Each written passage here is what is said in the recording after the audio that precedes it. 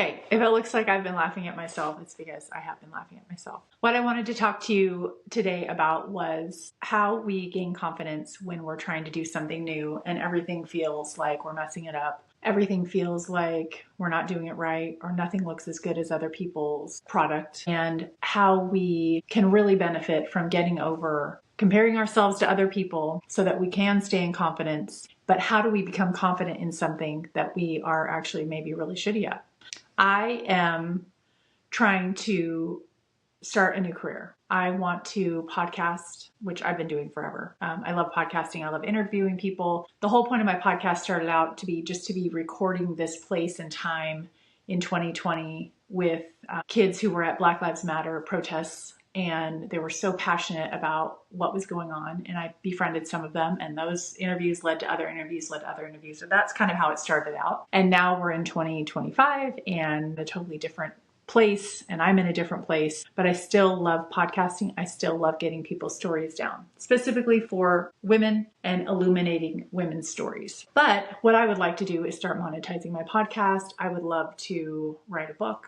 I would love to coach. I've been dabbling in coaching. I'm working on that, building my website for that. I would like to speak on stage about things that matter to me. And I would like to offer courses for people who are looking to build confidence or learn how to engage in friendship in midlife, things like that. But what I've done my whole entire life is be a hairdresser. And I've been a great hairdresser, and I've been a great salon owner, and I've made a lot of people happy, and I've made a lot of people's careers. I've blown a lot of wind under a lot of people's wings to help their careers out. And I've done the same thing for my own career. I've done really well with that. And I love it, but I'm getting to the stage in my life where my body can't really do it anymore. And I'm also getting to the stage in my life where I want to do something else, if I'm going to be completely honest. I don't want to work exclusively behind the chair. I want to work on stages. I want to work with other women that are doing the same thing, that are sort of running in that self-help arena. And it's hard because I don't really know anyone else that's doing it. I'm making friends along the way, but there's a lot of vulnerability. There's a lot of insecurity. There's a lot of like I just feel like, oh my gosh, I'm being so cringy by putting myself out there.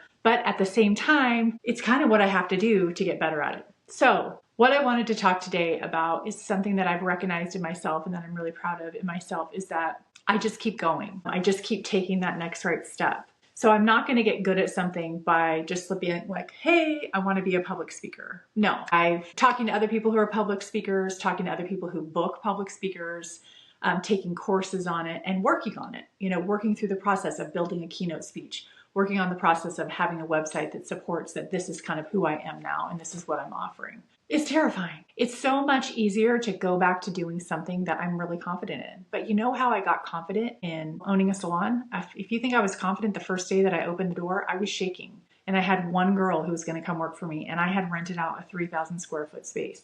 But because I didn't have kids at the time and I had no friends or family in the area because I moved to Georgia, I had nothing else to do but work on that salon, and I busted my ass. And within the first year, I had 18 stylists. We had to put in extra stations because there were so many stylists that wanted to come and work. So I really believe that if you are dedicated and you're passionate and you're excited and you're willing to be vulnerable and put the work in, put the sweat equity in, you can build whatever you want.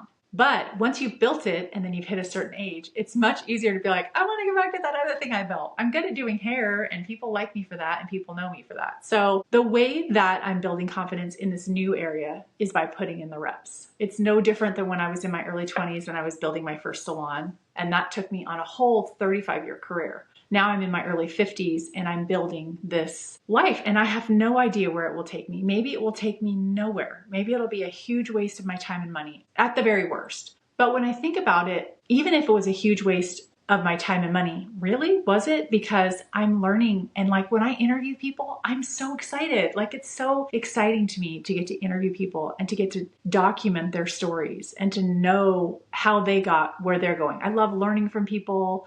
I love hearing what's going on with them, what makes people tick, what things worked for them, what didn't work for them. So I know that I am on the right path because I'm excited about it. But I also know that it's not something that someone's going to just come along and bestow upon me, that I have a career where I'm actually getting paid to speak on a stage, or I'm getting paid to coach, getting paid to sell online courses online. I know that it's not something that's just going to happen overnight. There are times when I feel like I had a friend the other day that I was with, and this is totally not in her wheelhouse. Like, even to read a self-help book is like she's not interested. And I get that. And there's so many other lovely things about her that it's totally fine. I do have a lot of friends that I can talk to about this stuff. But this one particular friend, I mentioned that I was taking a public speaking course, and she laughed at me. And I'm no different than I was when I was a 12-year-old. I don't want to be laughed at. I want to feel important. I want to feel valid. I want to feel good. Like, I don't want to be laughed at. And I was. And so it got me thinking, is this possibly something that's going to go somewhere? Am I going to actually ever be able to help someone? Am I going to actually ever be able to do any good with this? Have I learned how to be a podcaster who knows how to edit, who knows how to use a computer, who knows how to send out a newsletter, who knows how to interview someone? Yes, I have definitely done that. Will I get paid for it?